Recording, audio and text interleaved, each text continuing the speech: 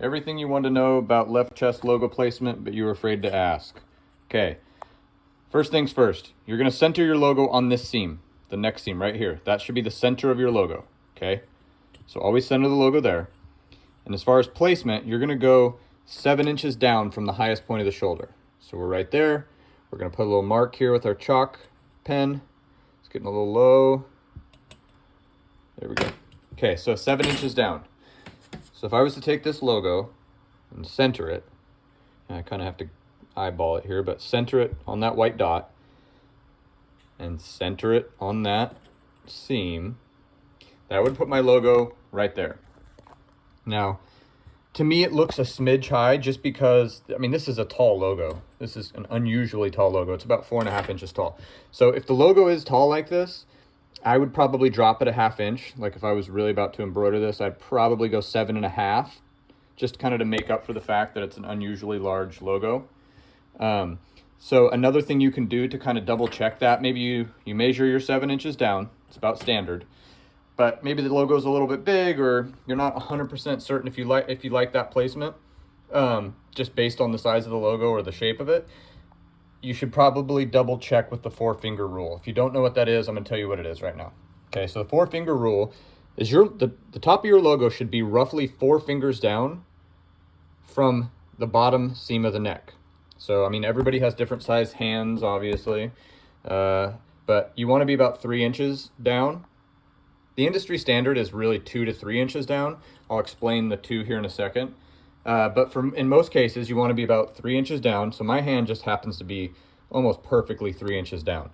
So you can see it is a little bit higher than it should be just because of how tall the logo is. So let's see. So that's about center. So I'd probably go about a 1/2 inch down. Puts it about there.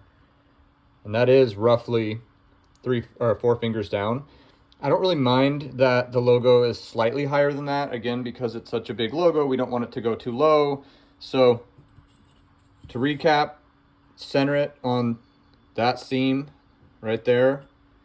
Go 7 inches down. Now you can see we're about 7.5. And double check. I mean, if it looks odd shaped logo, you're not really sure, give it a second measurement by doing the 4-finger trick and just see where you line up after doing that. And all things considered, I'd say that's a darn good logo placement.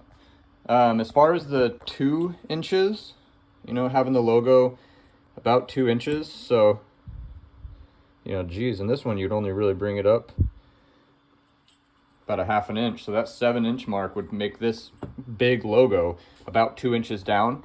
Like I said earlier, I wouldn't do that. I'd make it a little lower. The 2 inches is really for like smaller size shirts or youth shirts. So if this was like a youth large t-shirt, I'd definitely be around that 2 inches. I wouldn't want it any lower than that. So when you get into the youth sizes, the small sizes, adult small, adult medium, adult medium, I might be about 2.5. So there is a little bit of wiggle room in there, but in general, you want it to just look good. So always start with the industry standards. To make it simple, I would say on all adults, measure your 7 inches down, put a dot there, double check with the 4 fingers. If it looks like it's, if the logo is huge like this one is, and you go to do the 4 fingers and you're covering it that much, that's probably too high. So go ahead and knock it down to 7.5 to compensate. That's about right. And that's a good logo placement, okay? And then if you're doing youth, drop it down to 6 inches down from here, and then do 3 fingers. That should be roughly 2.5 inches for most people. And that way you're not having a logo dropping super low on a little kid's shirt. But yeah, ultimately that's how you do it.